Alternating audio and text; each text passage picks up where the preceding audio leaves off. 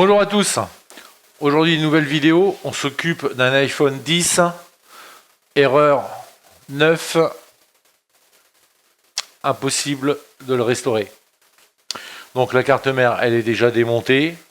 Et comme c'est un téléphone qui a subi un choc, on le voit sur l'écran.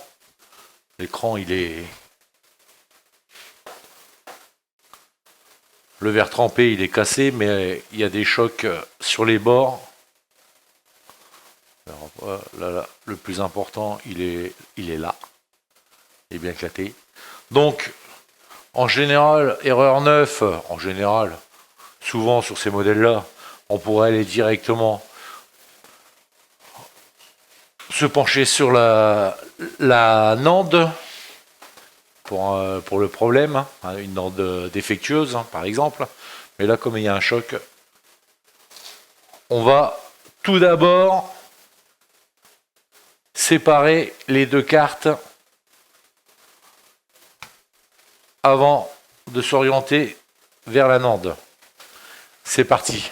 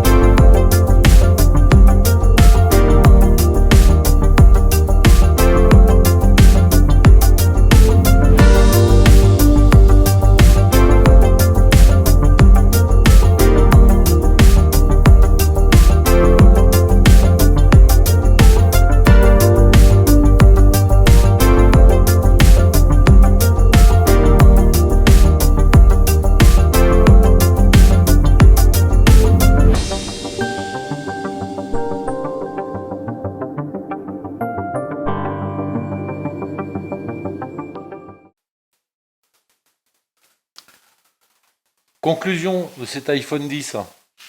Comme quoi que les chocs, on peut tomber sur pas grand chose à réparer, comme ça peut devenir beaucoup plus complexe. Alors cet iPhone qui était bloqué sur l'erreur 9,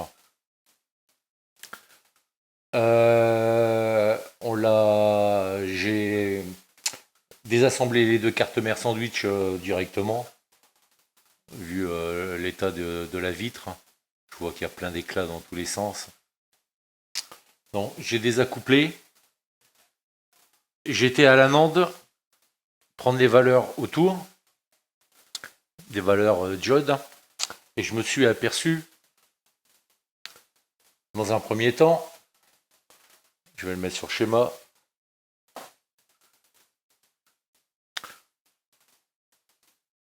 je me suis aperçu que la ligne PP1V8IO, la valeur elle n'était pas bonne.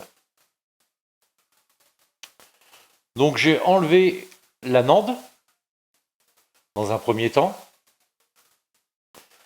et la valeur n'était toujours pas correcte.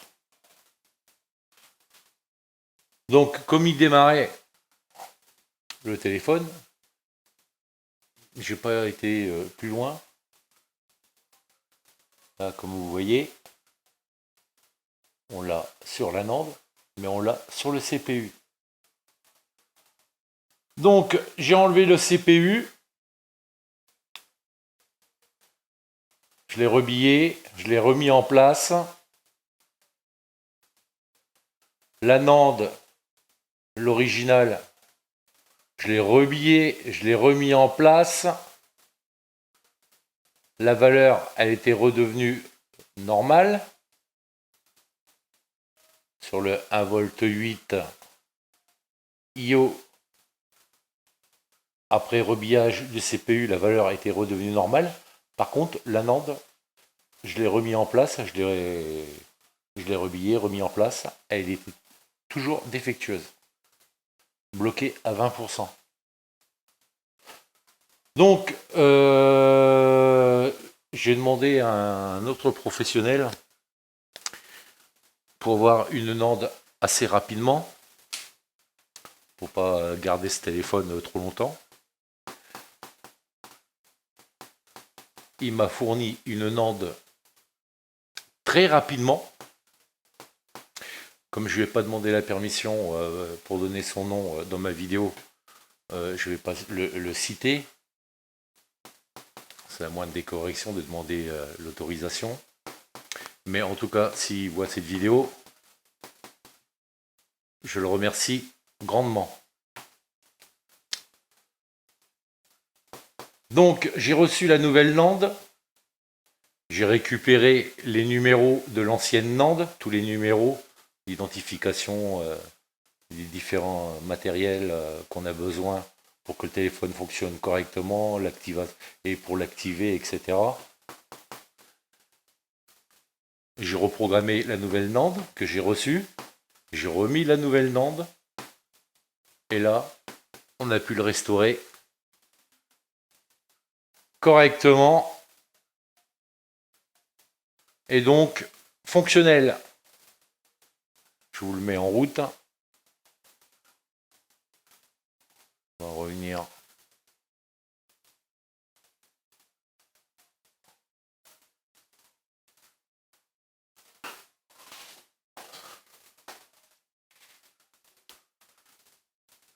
Donc, je le démarre.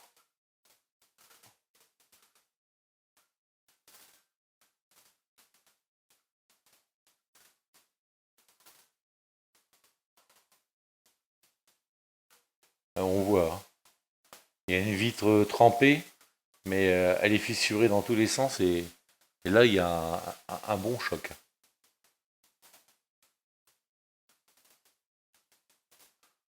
Bon,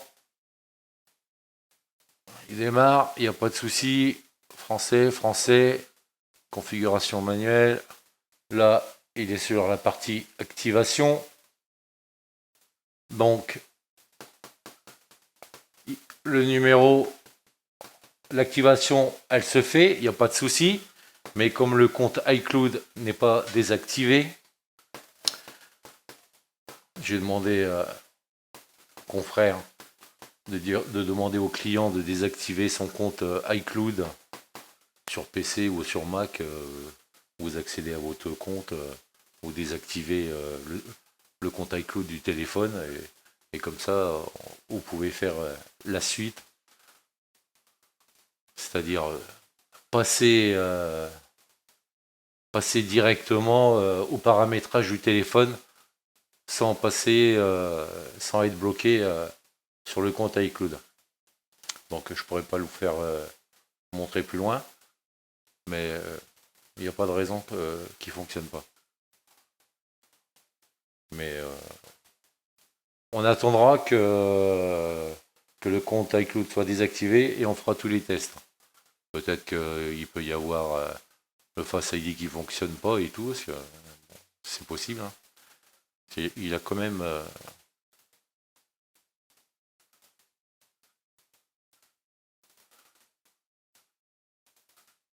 il a un petit peu tapé. Donc voilà, pour ce téléphone, pour l'instant, c'est terminé. Il démarre. On n'a plus d'erreur. L'activation, elle se fait. Ah, et puis, je vais l'éteindre. Je vais le rallumer.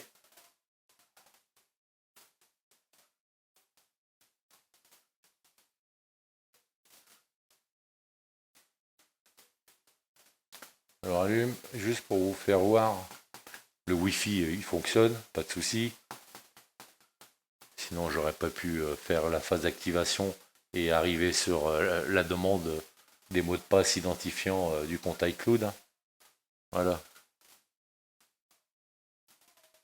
On a bien notre email, numéro de série, etc. Donc tout ça c'est bon. Voilà, pour ce téléphone, c'est terminé.